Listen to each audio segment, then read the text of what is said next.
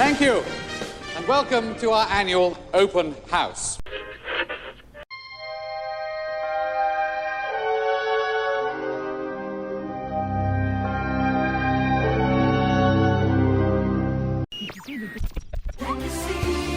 Gosh, I can! Me too, Mickey! Hey, Waldorf, what are we going to see in here anyway? It's one of those 3D movies.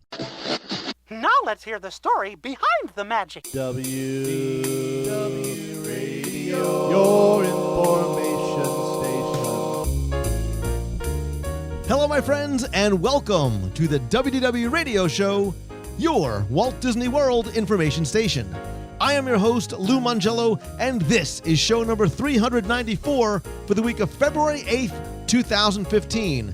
I'm here to help you have the best possible Disney vacation experience and bring you a little bit of Disney magic wherever you are with this podcast, videos, blog, live broadcasts, special events, books, audio tours, and more. Whether you are a first-time visitor or have been to the parks hundreds of times and just love the secrets, stories, and details, there is something here for you. You can subscribe to the podcast in iTunes and find everything else over at WDWRadio.com. And this week's show is brought to you, well, really, by you, because you can learn how you can help support the show and be a member of WDW Radio Nation, where you'll receive extra content, benefits, and rewards like custom Magic Band covers, monthly scavenger hunts, backpacks, shirts, special call-in shows, care packages, and more. It's completely optional and a great way to help the show. Again, visit WDWRadio.com/support and find out how you can be part of WDW Radio Nation. So this past weekend, on February 7th, listeners and members of the WDW Radio family celebrated the show's 8th anniversary with an event we held at the Fort Wilderness Cabins, where we recorded a show looking back on the past 8 years. We talked about our favorite episodes, memories, interviews, events, and moments, and the community which you have built around it. Then I'll have the answer to our last Walt Disney World trivia question of the week and pose a new challenge for your chance to win a Disney Prize package. Then stay tuned to the end of the show for more information and announcements, including our next 2 Meet of the Month in Walt Disney World, as well as your voicemails at the end of the show. So sit back, relax, and enjoy this week's episode of the WDW Radio Show.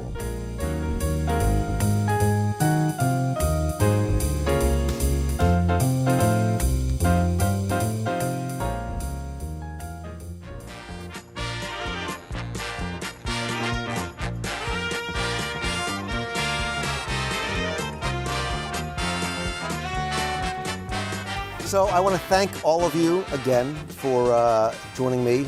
We're here as if we couldn't have planned it any better. I think this may be the most perfect weather day in Florida ever. When I decided to do something similar to what we did last year, which was not have an event, but like I said, you guys you're certainly not my fans. You're definitely my friends, and you're more like my family. And so I said, I'd like to do what we did last year. We had a room over at Old Key West. I said, let's do something a little bit different. Let's go out to Fort Wilderness and just pray that the weather will hold out, which it certainly has. I want to thank you guys again for taking the time to come out, for taking the time to listen, and we had a great time so far today, reminiscing with some of you about our friendships and when you started listening and things like that. And I thought it would be fun to really make you guys part of a little bit of a recap show and look back over the past 8/10 years, because even though this is technically WDW Radio's 8th anniversary, I've been podcasting from 10 years. Now, who here used to listen to Mouse Tunes? Seriously? Yeah, right? And you kept on listening, which is amazing. Really? Yeah, I was trying to think, I was maybe April of 2005 that I started recording Mouse Tunes, and I had a friend who was, obviously, in order to be in podcasting in 2005, you had to be an uber nerd. We were both Disney fans and tech geeks. We're doing some things online already. And we heard about this new thing called podcasting. And after I looked it up on Alta Vista and figured out what podcasting really was, or Excite or Ask Jeeves or whatever it was at the time, we realized that the medium is so much more powerful, right? I was doing a lot of written content. I was pushing out content on the forums and on the website and books, which I promise you Volume 3 is much closer than it was last time. I promised you that Volume 3 was closer than it was the time before. But in 2005, like, it wasn't in iTunes, and we weren't even sure, A, what we were doing, B, if anybody was going to find the show, and C, if they did, like, who's going to listen to us? Like, my friends back in New Jersey, who are now no longer my friends, were like, dude, wait a second. Like, I understand you've got the little website thing, but you're going to sit in your room by yourself, put a microphone there, talk to yourself about Mickey Mouse for an hour a week, and hope that somebody finds you and listens. I'm like, yeah, man, that's awesome. They're like, you're a nerd. I give you 6 weeks. You'll be done. And that was 10 years ago. And then when I told them that I was going to quit my job as a lawyer, sell my IT consulting business, and then move to Florida to talk about Mickey Mouse for an hour a week, they were like, you'll be dead in 6 weeks or be back in New Jersey. And I will never, ever go back to New Jersey, by the way. And if you're listening in the winter, you understand why. But yeah, it's been an amazing journey from that first show that we put out, clearly not knowing what we were doing. And if anybody did listen, if they were going to listen beyond that. And then it was February 11th. See, this is why I need Christy here. I think it was February 11th, the week after Mouse Tunes ended. I started off with WDW Radio and just hoped that people would sort of come over and keep on listening. Never imagining that it would take me to where I am today. I don't mean just here at Fort Wilderness, but 10 years later, my life is so completely different. I had my daughter at that time. I have another son. We sold everything that we had in New Jersey and brought money to our closing, which is not the way it's supposed to happen, to sort of pursue this dream. We came down without a house, without jobs, without much direction, just a lot of hopes and faith in each other and what we were doing, never thinking that this is what I'd be able to do full time. And I am incredibly grateful to each and every one of you for helping to make that happen. And that's why I try to pay it forward and help other people do the same thing, because there is no greater feeling than getting up every day and doing what you love and meeting people that appreciate it and allow you to share that with them. Like I said to you before, your time is your most valuable commodity, and the fact that you give that to me every week means more to me than you know. So I thought maybe it would be fun if I got to hear from you things over the past, whether it's 8 years or 8 weeks or 8 days, or if you just happen to be walking by the campsite and saw and smelled all the good food cooking. Thank you, Mr. Caggiano. If you guys wanted to share some of your favorite segments or favorite interviews or things that you like the show, or how you found the show, or how the show has helped you, or maybe made you fatter because of all the restaurant reviews, whatever it may be. Listen, come on, admit it. I need to put like a little bit of a warning before all the live reviews, like, just so you know, you probably shouldn't listen hungry. Has anybody actually gone to a restaurant because of a live review? And wow. Has anybody gone to a restaurant and carrot cake cookies. All right, so there you go. So wait. So what was the restaurant review that you listened to that brought you somewhere that converted you to something?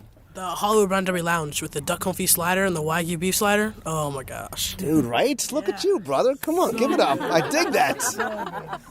The Rose and Crown, you and Emma and Holly. I went back and I looked for Holly, and she was incredible. They were all wonderful. And the Red Hat Lady, they all speak highly of you because you definitely... Because I eat there so often. You left an impression. And we were like, we want all the food that they had. That's a lot of food, right? They probably brought out a lot of food. And I still remember, like, the first time I ever went to the UK and did a live review there, like back in 2005 or 2006, and we couldn't believe my buddy Glenn, who is a jerk because he moved to Tennessee, but we were there, and they brought out all this food, and we're like, oh my God, like, this is so much better than being a lawyer.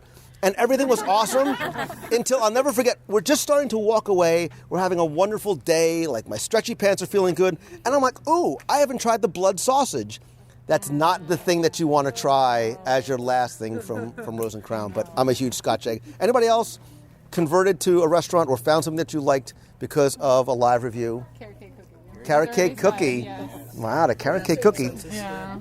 Has anybody actually eaten an entire one all by themselves? Because I think you should be proud of that. Don't, you know. I mean, not just only one, but sometimes more than one. Yeah, they're awesome. And it's healthy because it's carrots. Oh, yeah, and I will help you justify anything. Thank you. Right? So you got your dairy, you've got carrots, all the food pyramid. What do they use now? The food pyramid? So I asked on the show this week, and I was asking, we were talking about some of this before, your single favorite food item in Magic Kingdom. We'll go through all the parks. Single favorite food item in Magic Kingdom? Dole Whip. Dole Whip. Zucchini fries. Zucchini. Pot roast mac and cheese from the peanut gallery. Finally somebody. See, come on, brother. That's my boy right there. Right? I raised my kids. What is it? The waffle sandwiches. Chicken and waffle? Citrus. See, I'm a citrus swirl over a Dole Whip guy. Citrus swirl. If you haven't tried the pot roast mac and cheese, get on the ferry and go do it. It's life-changing. Sweet cream cheese pretzel. Sweet cream cheese pretzel. By the way, don't get fooled by the bacon cheeseburger mac and cheese. It's nowhere nearly as good as the pot roast. Favorite food item in Epcot? Center? Apple strudel Kakigori? from Germany. Apple strudel. Baklava from Morocco. Bratwurst in Germany. Baklava. Bratwurst. That's it? Nobody Chicken else? curry pocket at Joy of Tea. What is that? The chicken curry pocket at the Joy of Tea in China.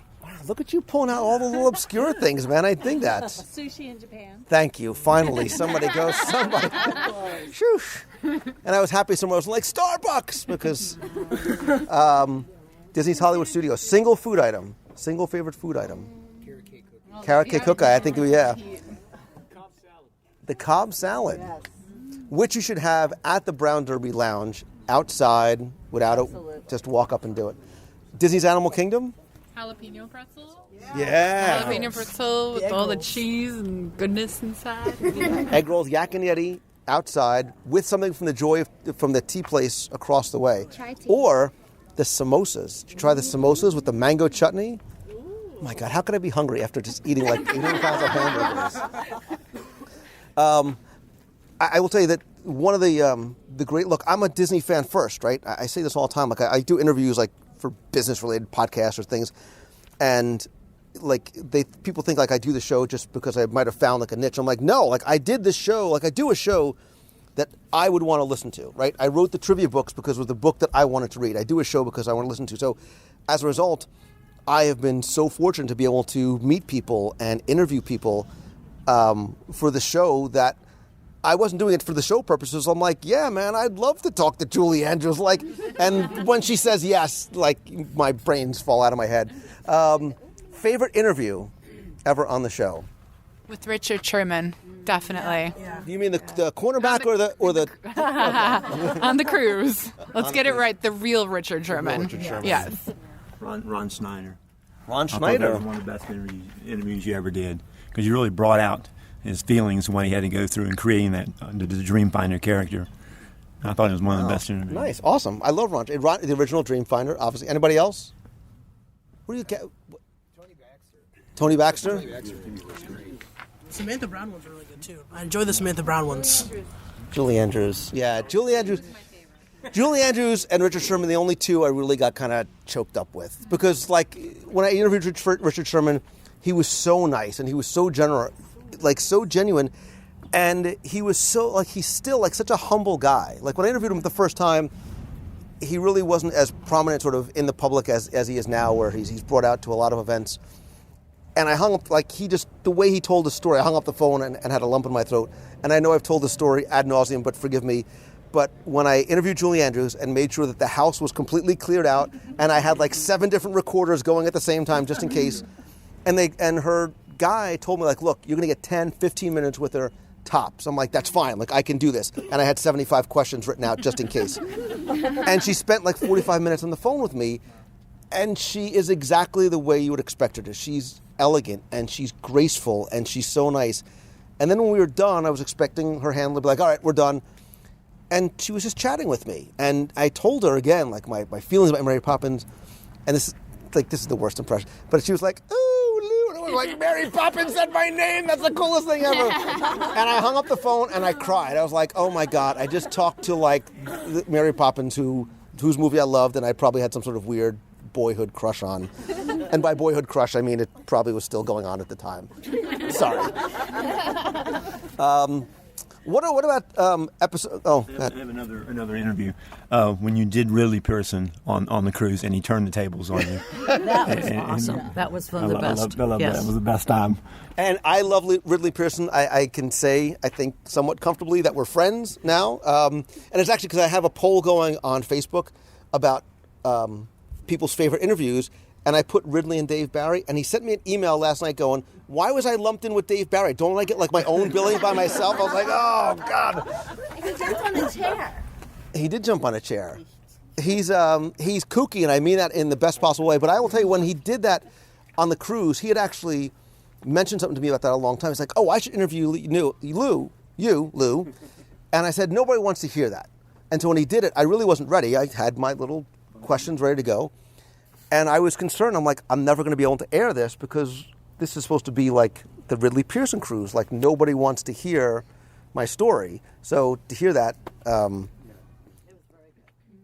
obviously the guy's a great storyteller. He's a great interviewer. And that's the thing, some of the people that I have on the show, they get to come on, not just for what they know, but the way they tell a story, and that's why I love having Ridley come back on. And I will tell you too, and this is like name dropping, I don't mean to be, but as cool as it was to interview Mary Poppins, and like my kids, like I'm like, oh look, I'm talking to Mary Poppins, they're like, yeah, big deal, whatever. I'm like, we're going on a cruise, they're like, okay, fine. When they saw my name in Kingdom Keepers, they're like, now you finally made it. Like, okay, now my dad's cool. And I was like, which was still pretty awesome too, right? Yes. I was always happy. Oh. That's because he knows if I was still a lawyer in New Jersey, I would probably never see him, and we wouldn't be out at Fort Wilderness and doing these kind of things. And look, somebody said to me a long time ago, you and I was somewhat of an adult at the time, and she said, you probably haven't met your best friends yet. I'm like, come on, I've known so-and-so since I was 9, I was in Little League with this guy, and she was right, because the people who have become my best friends have come to it directly as a result of the show, and it goes back to the very first person I sort of met down here, and I've known some of you guys for years. Beatrice, we met at Mousefest 2005, something like that. But when I started going back and forth, I got an email from somebody, and he said, hey, I heard you saying in the show that you're going to come down on one of your numerous quote-unquote research trips. I just moved down here for Tennessee. If you want, get together, say hi. And I had never done like a meetup before, I didn't even know what it was. And I'm driving to downtown Disney to meet him. And I remember calling my wife, and I'm like, listen, I made it to Orlando. And this thing that I'm doing, this is what a phone used to look like. I said, I made it to Orlando, and I'm going to meet some guy in downtown Disney. I don't know really anything about him other than his name is Glenn, and he's from Tennessee. So if you don't hear from me by midnight, chances are I'm in a cardboard box somewhere, but that's the only information you can give to the police. And Glenn and I became, the best of friends. And so many of you here, Tony and Becky notwithstanding, are really, I consider, very, very close personal friends. But it's true, and I think it's not, when I do Meets of the Month, it really isn't, it's not for me to be able to meet you. It's not for you to be able to meet me. Sorry, strike that, reverse it. It's not for you to be able to meet me, it's for me to be able to meet you and hear your stories, but it's also be able to watch the dynamic go on with each other and watch these other friendships form and 3 marriages that have come out of it and other kind of relationships that have come from it. What are some, so to that point, I want to hear your stories, right? I want to hear, is there a favorite episode that you like? Is there a favorite segment that you like? Is there a favorite guest that comes on? Is there something that you have gotten out of the show that has somehow positively impacted your Disney experience or your life in some way? Top 10 attractions that should be made into movies that should be made into attractions. Whoops. And so what is your number one movie that should be made into attraction? Wreck-It Ralph. Nice. So do you have, how old are you, and do you have an idea for what that attraction should be? 10, and it should be like Radiator Springs Races in California, but a Sugar Rush ride. Oh, look, see? You've got at least 11 people here that would ride that. So I really like the top 10 wow moments in Walt Disney World, because some of those were really wow moments that I've had, and just stuff like waking up at Walt Disney World, just noticing that you're there, and just how much of a nerd we all really are, and how awesome this place is, and just that one I really liked. I really hit a soft spot in my heart because it just showed how much fun we have and the camaraderie, and just that this is all a wow moment. That right now this is a wow moment for me. Well, and you know what? You should embrace the nerddom, right? Because I think that's the thing about Disney too, is that it's such a welcoming community. Like, anybody and everybody can feel at home here, and you know that you're going to be among, and you're all sort of, not that anybody can see it, but you're all sort of nodding your heads. Like, yeah, I was the nerd in high school. I was the guy that thought, look, I was that guy too. I was the guy sitting at home in New Jersey in his basement thinking he was the only one that could be into Disney as much as I was.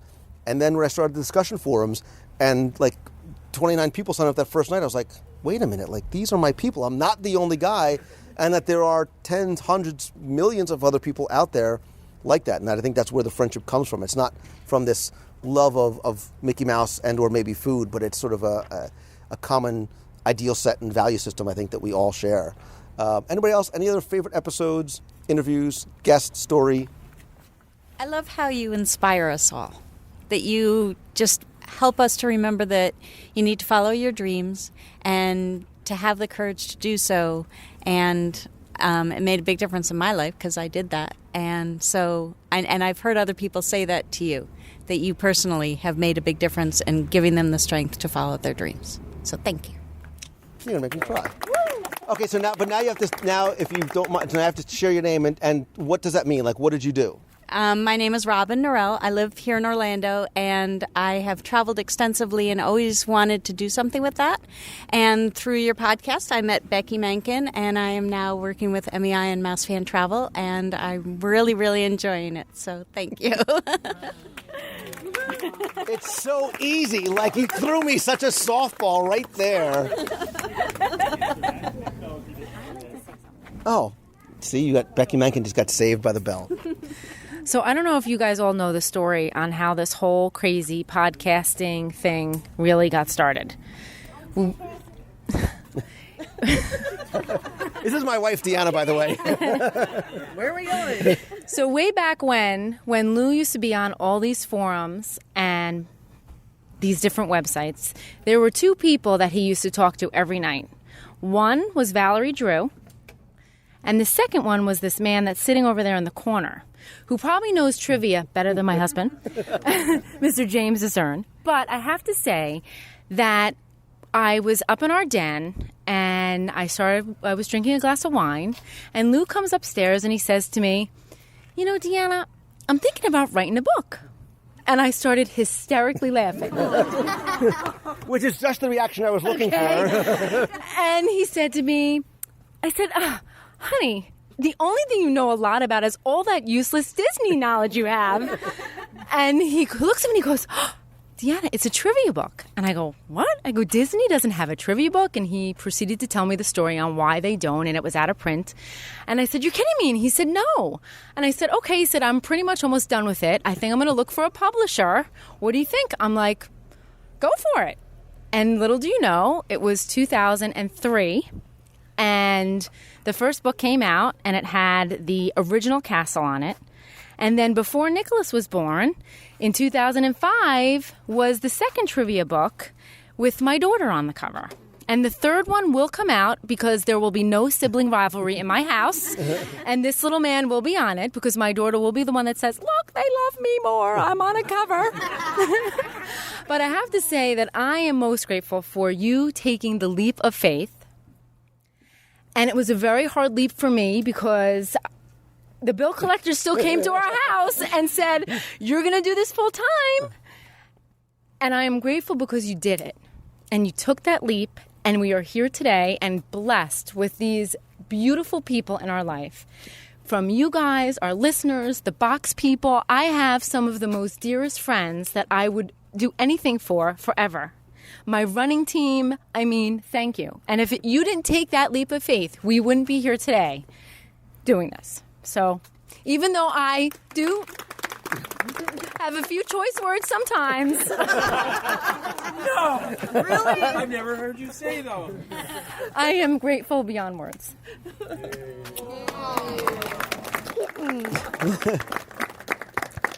So I was literally digging my hands, like my keys and my fingernails into my hands, like so you wouldn't get me all choked up, which you did. But where'd she go? Come here. I couldn't have done it, obviously, without you. My mother used to joke around that behind every great man is a great woman, and that's true. And, not everybody would have totally been on board with the, listen, so I've got this idea.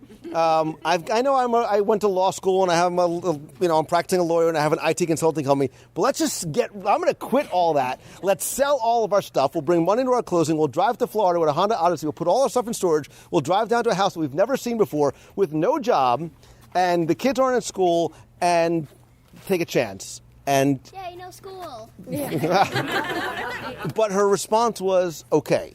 Right, so if you're going to tell a story about me, I'm going to tell a story about you. So that's literally how it happened. We put way too much. By the way, if you're ever thinking about moving, purge first and then move. Don't do it the other way around. We packed up our Honda Odyssey with everything that we could, and we drove to Naples, Florida, where my parents were, to move into a house that we had not seen, that my parents had rented for us. My wife didn't have a job. I was taking a calculated leap of faith, a little bit of parachute. I was like, okay, if no money comes in, we can at least feed the kids for the next 2 weeks. We'll be okay. We'll find a way to make it work. But when we finally decided to move to Orlando, a few years later, it literally happened like I drove up here on Tuesday, signed a contract on a Wednesday. We packed the house on a Thursday, moved out on Friday, moved in on Saturday, and thanks to... And wait. So, right, and thanks to the help of some friends that I met through the show, I said, listen, we sort of were looking back at things that night. I was like, okay, not bad. The house is pretty much unpacked, but do me a favor, all right? What I need you to do is finish unpacking the house, get this stuff on the wall, get the kids in school, go get a job, find out how to sign up for all the utilities, do all kinds of stuff, because tomorrow I'm leaving for California with another woman. Now, just to put this all into context, the other woman was Becky Mankin. She has been my travel partner and, dare I say, reluctant friend for so many years. And I said that to my wife, and she went, it's okay. I got this. I've told that story to other guys and been like, I got this. I would have gotten a punch in the face if I said that to my wife. I came back 7 days later from D23 or whatever it was that we were doing. ABD and Disney, right. I came back. I said, hey, this house looks pretty good. Pictures are up on the wall. All the furniture's put in. The utilities are signed up. You got a job. The kids are in school. I know where the Publix is. This is awesome. Because listen, tomorrow I'm going to Hawaii with another woman. And you know what she said? I got this. Don't worry about it. What? Stop it. My husband, on the other hand. There are sometimes indicators that you're with the right person. That was definitely a big one. And anytime along the way, I'm like, hey, I'm thinking about doing this. I'm thinking about, starting a podcast. I'm thinking about, creating another thing. She's always like, do it. I got this. We'll find a way to make it work. And I didn't mean to go off on a tangent, but, as part of my family, I want you to understand sort of how it gets here, because it's not easy. And there were a lot of difficult times, and there still are a lot of difficult times when you sort of decide to sort of go from the 9 to 5 to an entrepreneurial lifestyle. It is a very big adjustment, and I'm very fortunate for the family that I have around me, not just them, but all of you, and great partners like Mouse Fan Travel, who have helped that happen. And again, we started out as business partners, and it somehow I don't know what it is now. I'm not really quite sure. Best part of the Hawaii story is they get out of the car. And they're greeted and they go, "Welcome, Mr. and Mrs. Macon."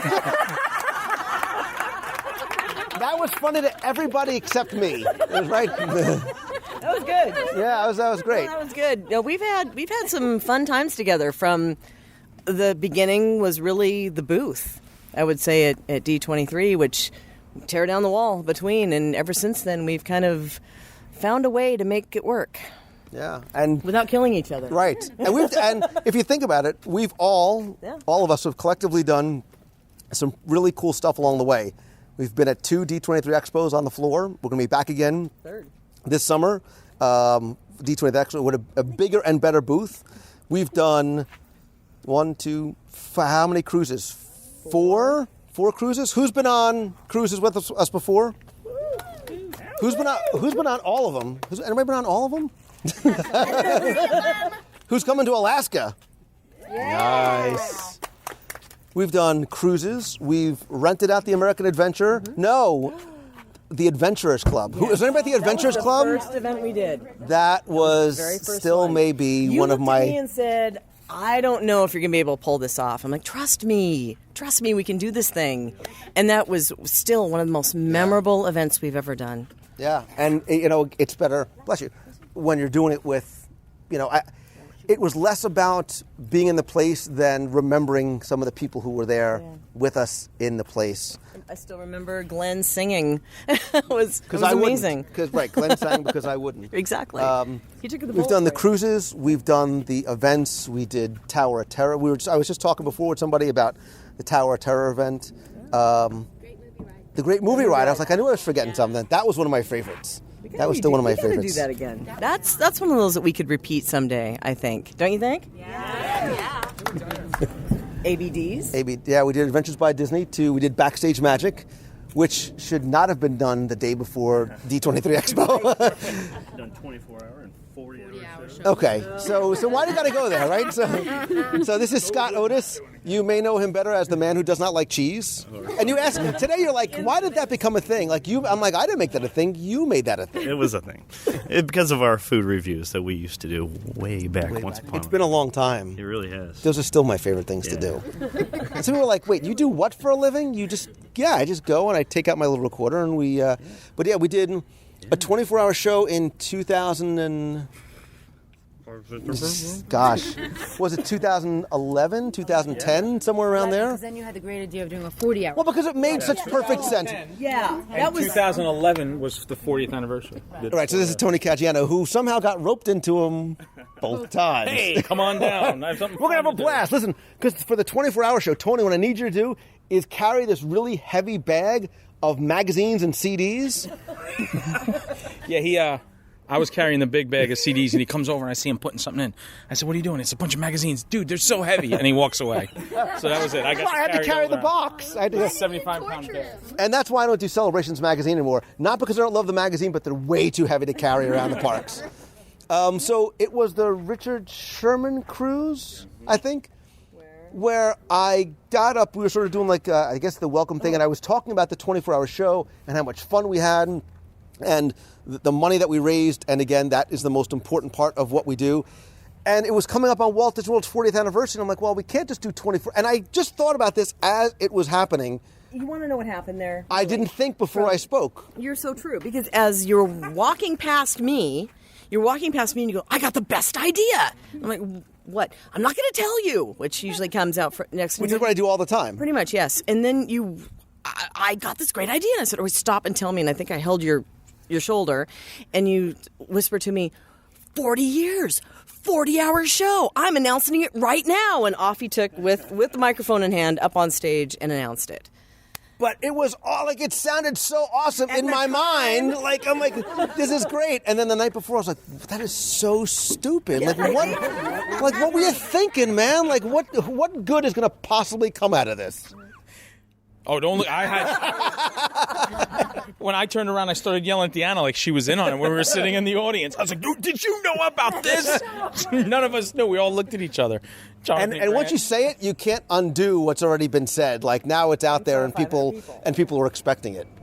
And so now people are like, oh, 8th anniversary, what are you going to do? 82 hours? I'm like, no. The time length live shows are not going to happen like that again. But my very favorite look on your face ever was the look when we were standing up there and I had you convinced on stage at the cruise that the show was done. We had no more time. And then I got to put my arm around you and say, there's a little bit more that you may not be aware of. And it all started with a phone call from your wife to me months beforehand that said, Becky, can you help me? I really want to roast Lou on the cruise. And I think that was probably my proudest moment of being able to say, but wait, there's more. And then having Deanna and Tony and your brother roast you, and the look on your face and the things that you said under your breath that only a few of us actually heard. Yeah. That was a member. Those long hugs that took place on stage were not the most intimate kind of, like, it was not as beautiful. There were conversations. The hug was... He had the back of my head and he grabs my hand with the microphone, he pushes it out there, and then I can't repeat what he said here. Yeah. I knew it was you, Fredo. He was nervous. And I was nervous. and I wasn't as nervous about it when you first said it, but there was two things that I saw that changed my tune dramatically.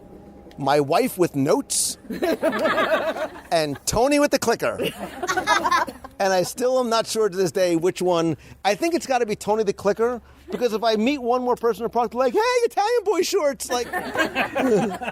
You will never truly appreciate the amount of work that went on behind the scenes for the 24 hours before that, trying to keep you away from where we were trying to rehearse, from where we were trying to go through all of the slides, which, of course, laid out your entire lifetime per Tony, and how we had to make sure that you didn't leave the cabin. So we're calling your wife saying, don't let him leave. And it was a whole orchestrated piece of fun going on behind the scenes. Well, remember, I got to see really interesting places on the ship because the AV guy, Deanna was trying to keep Lou in the room while Becky and I were meeting with the AV guys setting up the roast. And he was furious with Deanna. He goes, storm, because she's holding him up, and he was supposed to be there to see these guys. So he comes barging into the theater, basically. The AV guys hustle me into this back hallway, and I'm going through, like, the bowels of the ship. I'm going down. There's pipes, and it's like the utilidors. I mean, I was down in there, and these guys, I said, where are we going? This Scottish guy, I don't know. Steven Seagal and Under Siege. Keep running. And he opens a wall and pushes me out, and I'm, like, in the lobby, like, and I turn around, and there's, like, a panel. I came out like a panel in the lobby. I'm dead serious. And he's like, figure it out. I said, where am I going? Figure it out. And he closes the door behind me, and then I'm like, I'm calling Charlene on the wave phone, like, I'm in the lobby now, and I have no idea how I got there. Seriously. It was pretty cool. Pulling something over on you is not... I'm happy that you enjoyed it as much as you did, because I've told you this before. You bring a knife, I bring a gun. Becky Mankin, I have a surprise for you. Don't even. Don't even. No, I'm not going to. We're having a... I was hoping she was sitting far enough over so she wouldn't see me going all the way up, but... Yeah, good luck with that, buddy. Yeah, the Glenn's roast, which I swear I promise I'll post. I know. I haven't posted. Post it again, because you guys, if you didn't see it, it was really fun. Yeah, Glenn, the guy who was going to kill me in Downtown Disney, ended up, obviously, he tried unsuccessfully, and we became friends. And he put together like this awesome roast and a video called Being Lou Mangello. I probably spent 20 hours putting together my portion of the roast. And Glenn says, dude, check this out. And he sends it to me. I watch it. I watch it. I call Deanna up at 1 o'clock in the morning, and we started because it wasn't like streaming. So I gave her the file. I said, ready, 1, 2, 3, and we started at the same time. And after we watched it, she goes, well, how's your part going? I said, I'm throwing it away, and I have to start over. His part was so good, like I redid everything. It took me a week. He killed it. It was unbelievable. I'm happy you all have such. So as we're talking about this, and like I'm thinking about like favorite moments or memorable moments, not necessarily favorite, from the last 8 years, as I start walking back over to Scott Otis. Let's talk about the incident. The incident. Oh, my gosh. Does everybody know what the incident is? Yeah. Some people have no idea. So it is the 7th anniversary, 6th anniversary, right? It was 6th anniversary because we were in Epcot as part of the game that we played earlier today. And we're all having a wonderful time, although we were wearing Nordic hats that we made thanks to Christy Visaki's. Right. Norway. We were in Norway, and then we were in, I don't remember how it happened, but maybe you can, yeah. I don't remember what you did or why you did it, but we're all walking up to Maelstrom. I think we were supposed to talk to the people. Yeah, we were supposed to ride the ride, but we couldn't because the line was too long, and then I guess we were trying to communicate with the people that were coming out on the boats, and so I just screamed at them a little bit just so that they could hear me.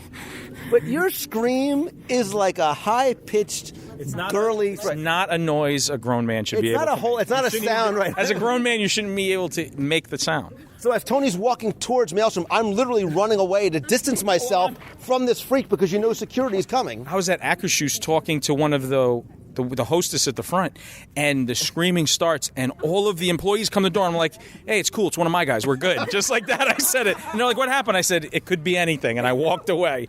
And here comes Lou flying past me the other direction.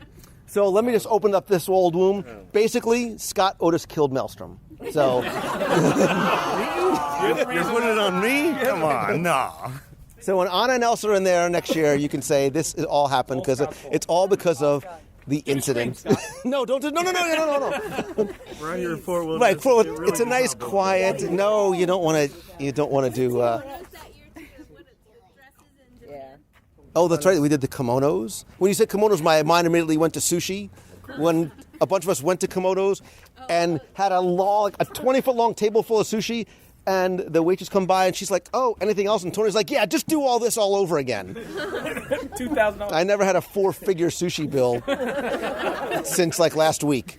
So I'm trying to think of, there was another, I don't want to call it incident, but other sort of memorable moments from, so anybody have any memorable moments from the show or an event or something that sort of sticks with you about the show? Or here's better yet, if somebody came up to you and was like, hey, I'm a huge Disney fan. I love Walt Disney World.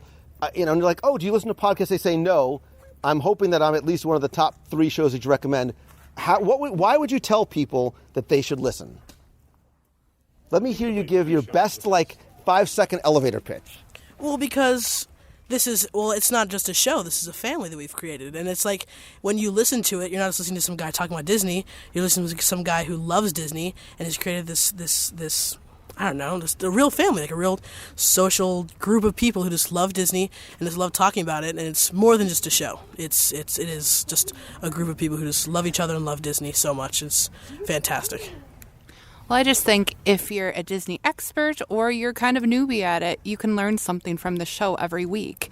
Like, you can learn new places you've never been. Like, I was listening to the the Lounge Review, and I was like, I didn't even know that was there. So next week, I'm going. The way back shows are great because they're evergreen. And that was how I was first put onto the show. And those are with Ryan Wilson, right? Mm-hmm. And those will always be the first ones. So she's actually a rookie. She's never listened to the show.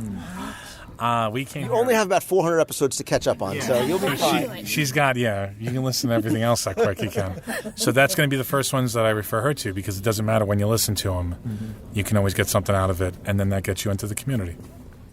Is there a segment that when you see you like more than others or you get excited to download? Is it the history stuff?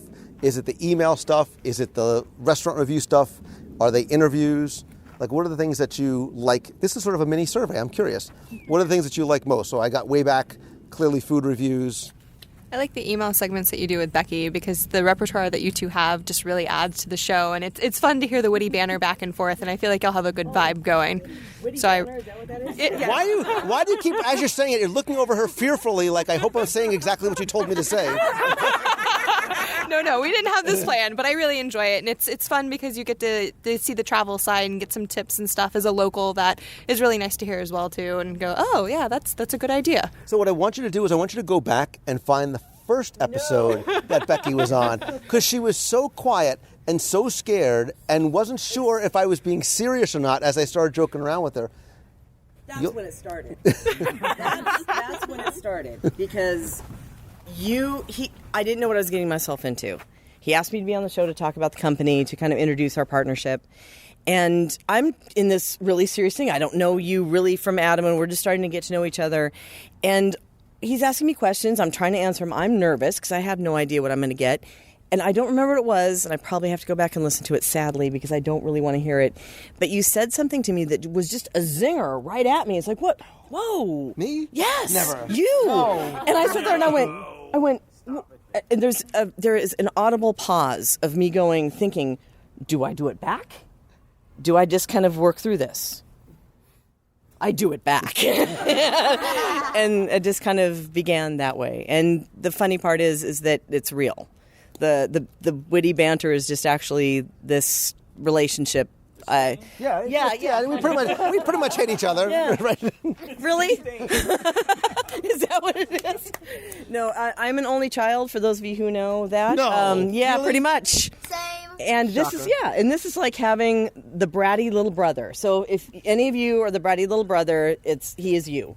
So now I know what it's like to have a little brother, but I wouldn't trade you for anything. Right. So my much, much older sister, I understand. Really nice.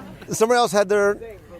Yeah. I have to say the top 10s with you and Tim, it's the same type of the rapport you guys have, the top 10, 20, 40, however many, and the way you guys go back and forth and feed off of each other and go with me here it's fabulous. Just really, I look forward to those. Yeah, and those are always, they're fun to do too, and it's unfortunately Tim's not down here. We should call Tim. We should just get Tim on the phone.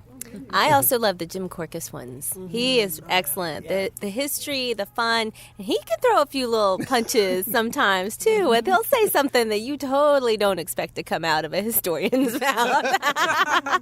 But I love it. It's really great. And I keep forgetting that I can edit those out, and I just don't do it. I choose not to go back and edit.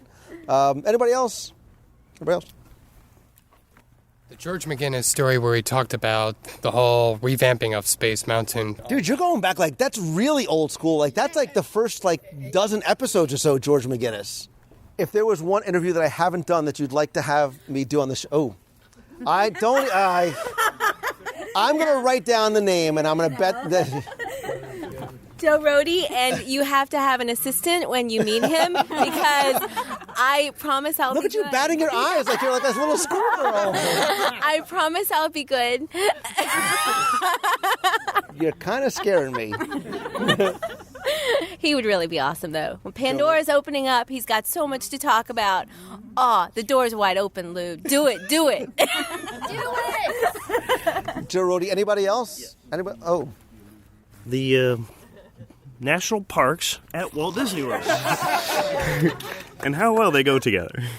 There's so many. Would anybody listen to references to national parks at Walt Disney World? Look, they all fell asleep. Everybody fell asleep. You say when and I'll do it. We'll do it. All right, done. It will be done. Any other interviews? The old crew of the Adventurers Club. Oh, that would be good. Yeah, that would be my top one. Yeah. They, D23 actually did Destination D back in November. And I'll tell you, the coolest thing that they did, for the people that sort of stayed and waited until the very end, they had a party at night, which sort of like a Pleasure Island rewind, and they had the entire cast of the Adventurers Club come back out as the Adventurers Club cast. That was a nice payoff for the people who were there. So I know you guys are looking forward to going to the campfire sing-along to sing and make s'mores. S'mores. It's s'mores. Thank you. We're renaming them. It's from a movie called Toy Story. Whatever. But I do want to say a couple of things. We were talking about family, and I know I sound like a broken record. We alluded to it very briefly before. Things like the running. Who are the runners? You got a few. Yeah. Some of you are like, sort of. Who's thinking about maybe running? If I can do it, you can do it. Like, no kidding. And if you want to start with the 5K, I'll do it with you. I did it. I did it this year. Although this year, it was so cold, I ran. Like, that's how. Like Jimmy. And everybody's like, "What are you like? Who's running? What's wrong with him?" He was running in front of me, and I was like, "Wait, how are you up here?" It was that cold. He was booking it. And I was crazy enough to actually volunteer that day, so I wasn't even running, and I didn't get a medal, but I was in the cold. You guys deserve even a bigger medal, because you're just standing there with ice cold water in your hands. But I gave you guys the medal. You did. It was worth that. But all these things, right? The running team and the dream team, and that goes back to like when I started writing my first book, and my dad was sick, and the idea of raising money to donate to kids to get here. That still remains the core of what I do. It's the most important part of what we all do. You, not me, have raised more than $250,000 for the Make-A-Wish Foundation of America. We've seen at recent Meets of the Month kids coming for the trips that we've sponsored, and that is, I think, the most rewarding part of everything that we do, and you actually get to see it taking place in front of you. Anyway, I want to say thank you guys again for taking the time to be here today, to keep listening every week, to helping to spread the word, to being part of the Dream Team, to being who's part of WDW Radio Nation, by the way? You guys are awesome. Thank you for all that. I hope that I bring a little bit of happiness and positivity and maybe even, dare I say, a little inspiration into your life every day, because you, by events like this and Meet in the Months and the other stuff that we do together, you are the ones that inspire me every day. And I will try and do the best that I can for as long as I can, as long as you keep listening. So thank you guys very much. I appreciate it.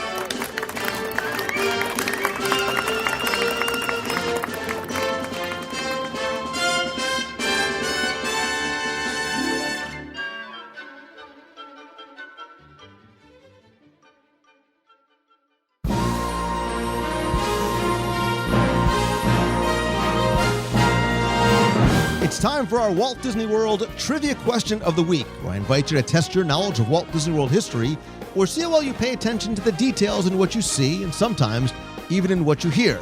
You can then enter for a chance to win a Disney prize package. But before we get to this week's question, let's go back, review last week's, and select our winner. So last week I was thinking and talking a lot about Tomorrowland because I'm just finally finishing up the last in the audio tour series for the Magic Kingdom, which is of course Tomorrowland. And your question was simply to tell me this: what two companies once sponsored the Tomorrowland Speedway? And they were of course Goodyear, the tire company, and the Indianapolis Motor Speedway for a period of time a number of years ago. Again, I took all the correct entries, as I do every week, and randomly selected one to win the prize package that includes all the other audio tours of Walt Disney World, a copy of my new 102 Ways to Save Money for an at Walt Disney World book, which you can get at Amazon.com or Disney102.com. And I also threw in something from my personal collection. I've been putting a lot of things from my collection up on eBay that have just been sitting in boxes in storage for years. I'm going to pull one of those items out, include that in the prize package. And last week's winner is Jason Montrevito. So Jason, congratulations. Please send me your address. I'll send you your prize package right away. If you played last week and didn't win, that's okay, because here's your next chance to enter in this week's Walt Disney World Trivia Challenge. So as I said, we had the 8th anniversary event at the Fort Wilderness Cabins, and I really fell back in love, a deeper kind of love, really, with Fort Wilderness a lot. Enjoyed the cabins, enjoyed the experience. Definitely want to go back again. So let's sort of stay in the Fort Wilderness mode, and I'm going to ask you a question about something that you can find, not necessarily at the cabins, but at Fort Wilderness itself. Because if you go over to the horse barn at the Tri-Circle D Ranch, you will find a beautiful, huge dragon calliope right across from some great photos of Walt and his love of horses. And the question is simply to tell me this: the dragon calliope that you can find over at the horse barn was featured in what Disney feature film? Now, if you don't know, I'll give you a hint, because I did a show about everything you needed to know about Disney's Fort Wilderness Resort a number of episodes ago on WDW Radio. You might just find a hint or the answer there. You have until Sunday, February 15th, to send your answer to contest at WDWRadio.com. Again, you're playing for all the audio tours, a copy of 102 Ways, and I will throw in yet another item from my personal collection. And I'm also going to throw in one of the custom WDW Radio Magic Band covers that people really enjoyed as a surprise that I handed out this past weekend. So good luck and have fun.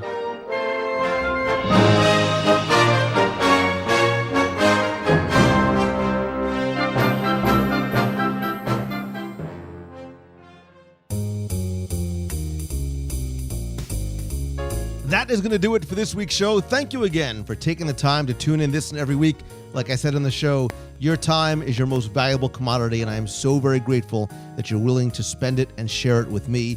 Also, thanks to everybody who has rated and reviewed 102 Ways to Save Money for Not Walt Disney World over at Amazon.com. We have more than 179 reviews. Would love it if you would add your own and tell your friends.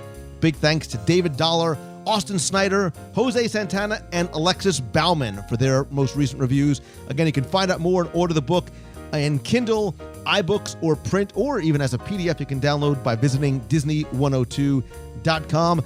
Also, don't forget that in addition to the podcast, which you can subscribe to over on iTunes, please join me every Wednesday night at 7:30 p.m. Eastern for WDWRadioLive.com. It's a lot of fun where you can watch and chat in the chat room all about this week's Walt Disney World news. Then stay on, ask me anything as we chat just about, well, anything that you like. Again, that's every Wednesday, 7:30 p.m. Eastern.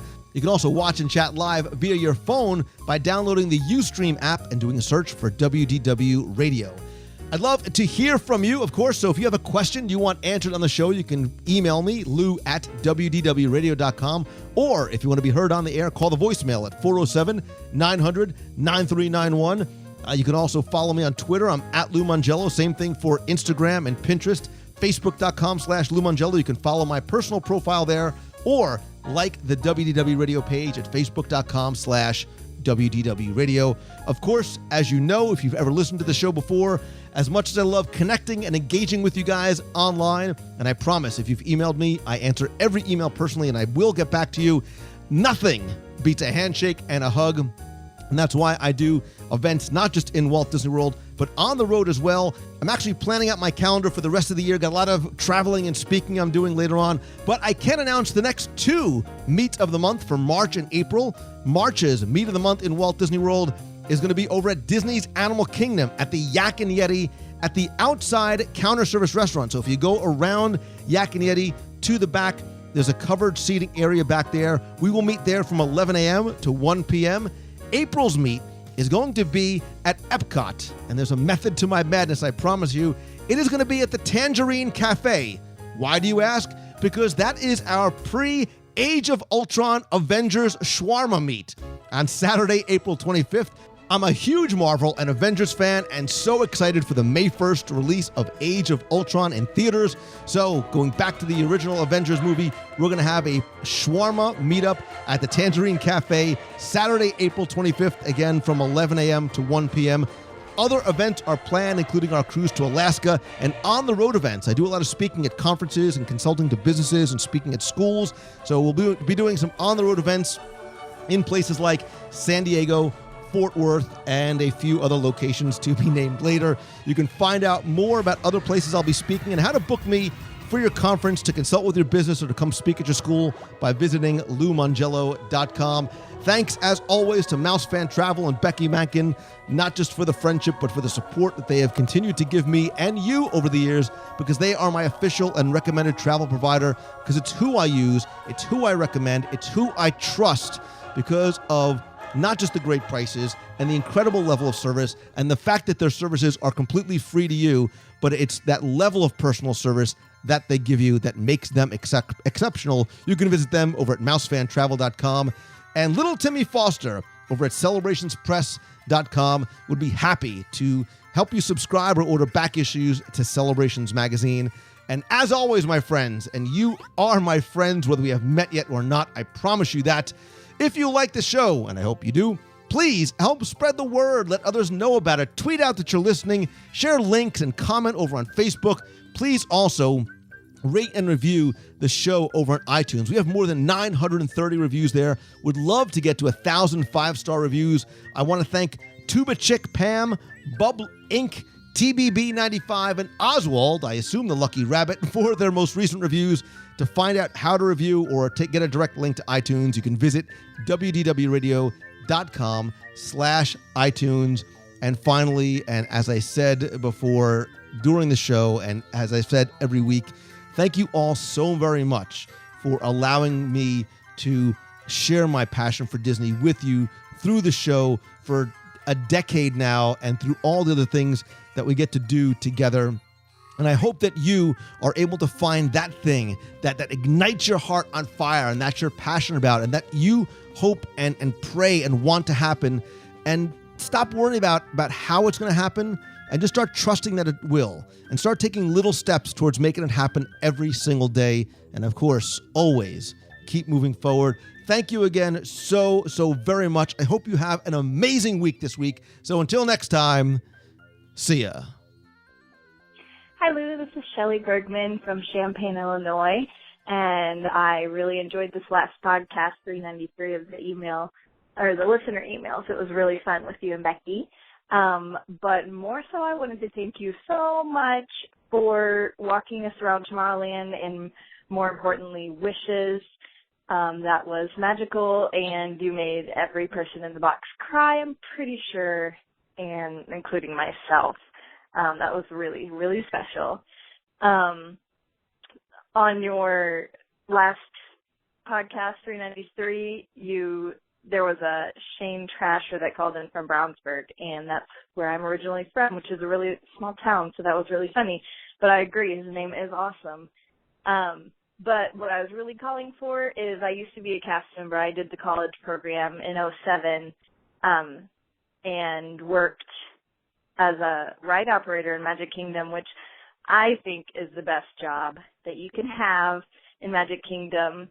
I worked Teacups, Winnie the Pooh, and Snow White, and my very, very favorite was Pooh Grouper, which does not sound good, but we just put people in lines to tell them what honey pot to go to, and that was the place that I had the most time to be able to interact and talk to the guests, and that was my favorite. And if we were staffed well enough, there was even a rotation called Making Magical Moments, and that was amazing because we could go and buy someone an ice cream if they dropped it, or new fries if the seagull swooped down and took it, or a pen and give them from our lanyard, or just anything that would make someone happy. And I love doing that, and I miss it a lot.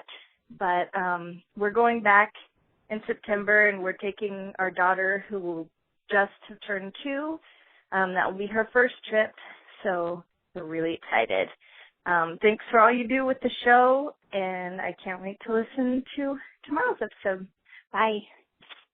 Hello, Lou Mangello, and happy 8th anniversary of the WDW radio group page and lifelong box people that you've created and keeping us all in the Disney mood. And when we can't be down in Disney World, it means the world to all of us. I'm sure you know that. I hope you know that. And I can't wait for the next anniversary. Hopefully I'll be able to get down there to be there with you to celebrate. This is Darlene Nagy from West Seneca, New York. And I am also calling in to say that we are one day away from 110 days to the WDW Radio Alaska cruise. And we are getting closer and closer to the day that we can do some booking of excursions. Very excited. Have a great day, everyone. Stay warm. This winter has been very long and very snowy here in Buffalo. They said the last time it snowed or did not snow, that we didn't have snow on the ground, was January 4th. And we are at February 9th. Have a magical day. Hi, Lou. It's Christy from West Lafayette, Indiana, and I'm just calling for a couple of reasons. First of all, I cannot believe that you guys did not mention the very wonderful and famous cake cup from the Cheshire Cafe in Fantasyland. That thing, I have gone to that park specifically for a cake cup, and they 2 or 3 times on our trip in, I think it was our June trip, we went over there and they were sold out. It was heartbreaking. But in our December trip, I got a couple, so I'm set for a while on cake cups. I don't have anything in the other parks that I just have to go for, but I love a lot of things. Also, back to you guys' movie that needs to be an attraction episode. I don't think anybody has mentioned Lady and the Tramp, and I think there could be such an awesome attraction with when Lady and the Tramp were in the zoo, and it could be tied in an Animal Kingdom somehow. It could be really cool. Anyway, hope you're doing well. Thanks so much for all you do. Love all your podcasts. Have a great day. You've got a friend